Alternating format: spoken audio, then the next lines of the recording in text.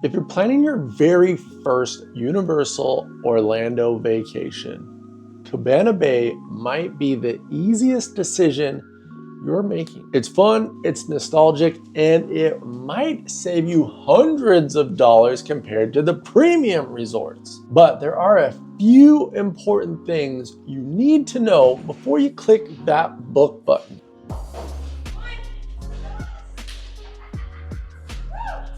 What's up, everybody? I'm Jesse. This is Orlando Unpacked, and we're helping first-timers have the stress-free Orlando vacation. So let's jump right into it. This review is for the first-timers, the families, and anyone trying to get the best experience while enjoying that Universal vacation without overspending. We spent a few nights here recently and explored both sides of the property and tried the food, and the food was delicious.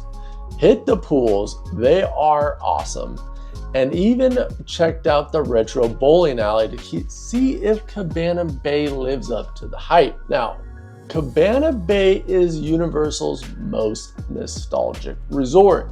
It's based in the 1950s and 1960s vacation vibe. You're gonna find bright colors and mid-century designs everywhere you look at this resort.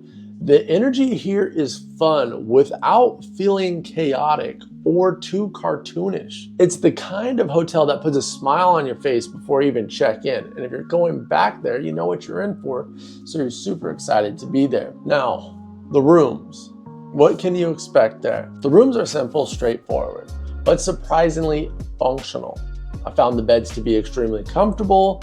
The pillows and everything was clean. Plenty of storage and a split bathroom design that's great for families to get ready fast in the morning. That way, not all packed on top of each other. Found the toilet and the shower to be separated with a vanity in the middle. Extremely great. Now, if you book a volcano view room, this is the hidden gem that people don't even think about at Cabana Bay. That's where the wow factor kicks in. You're literally going to be looking at a theme park from your window. Hidden gem, awesome. Also, direct access to Volcano Bay. This resort has a dedicated park entrance. Quick takeaway, rooms are better than value hotel expectations, absolutely. This hotel can get busy and is family oriented, so during peak times, you could expect it to be a little noisier. So some of the amenities and pools you're gonna find on property, and this is why families love it. This is where Cabana Bay becomes a vacation on its own. It's a resort here. There's two massive pool areas, both separate sides of the resort. One has a lazy river, one has a water slide. You're gonna find hot tubs. There's fire pits scattered throughout the courtyard.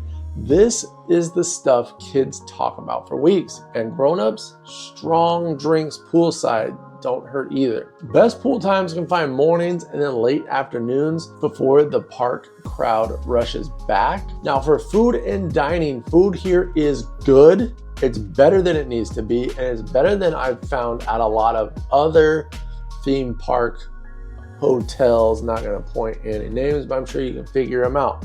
And even better than that, it's affordable for how good it is. Nuclear fusion. Not mind-blowing, but it's pretty close for resort food for a theme park-based resort. I really was surprised by how good the food was here. But you'll find something for everybody. The Bayline Diner is more of your cafeteria style option with different stuff, mobile ordering, and gets busier, and you've got your standard checkout. Now, Galaxy Bowl is absolutely the hidden gem. It's inside the bowling alley, and it's a sit-down restaurant. Now, the menu is limited, but the food is good, and it's not too crowded. This is gonna be your quieter, off the beaten path eating. It's not just for bowling snacks. I'm hitting the shuttle, going right over to Voodoo Donuts, ordering a coffee and a couple donuts to get my day started right. It's not at the resort, but it might as well be as close as you can be. Super easy to hit that up. Now, back to transportation to the park. There's no water taxi here. That's not gonna be an option, but doesn't mean you can't use it. It's just the shuttles, the buses, but honestly, they're super fast. Now, this one shares a shuttle with the resort across the street at the Aventura. So they'll pick up here, drop off at Aventura, Pick up an Aventura, you know what I'm saying.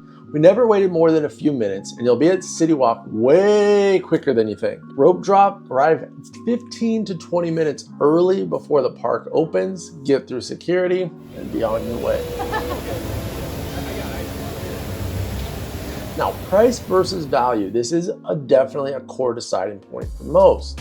The big reason people pick Cabana Bay is you get an incredibly fun resort with more amenities and with theme park energy for a fraction of what the luxury hotels cost. Now, the downside is no express pass included, but if you're not visiting during peak holidays, you can easily save hundreds by staying here instead. So, who should stay here? Cabana Bay is perfect for the families on their first Universal trip. They want a stress-free, easy way to do it. That's a really fun resort. This is gonna make you want to stay at the resort and be at the park at the same time. Also, anyone who wants big fun on a smart budget, this is definitely it. Cabana Bay packs way above its price range. And guests who love resort days just as much as park days. If you're planning on spending a few days just at the resort, this is a resort I definitely like to hang out at. But if an express pass is a must, or you want the calmness of a premium hotel, take a peek at the Hard Rock and Portofino hotels. They're a little bit more, they're gonna come with this express pass, but they're a little bit more luxury oriented and don't have the whole family vacation vibe, because that's what you're finding here at Cabana Bay. So what's the final verdict overall for Cabana Bay? After this stay, I absolutely get why Cabana Bay is one of the most popular, if not the most popular hotel in the Universal bubble. It gives first everything they need, fun, convenience, and let's not forget about price. That leaves room in the budget for your park days and overall great Orlando experience. For us, it was absolutely worth it. Now, if you have some questions about this resort or need help planning your first Universal trip, drop a comment down below and make sure you hit that subscribe button for more first-time travel guides. If you want to go a little bit deeper or you want to see what it's like at this hotel, I've got a video right up on the screen right now. I'm already over there waiting for you, so what are you doing? Go ahead and click that and I'll see you over there. Thanks so much for watching. I'm Jesse, this is Orlando Unpacked, and I'll see you on the next one.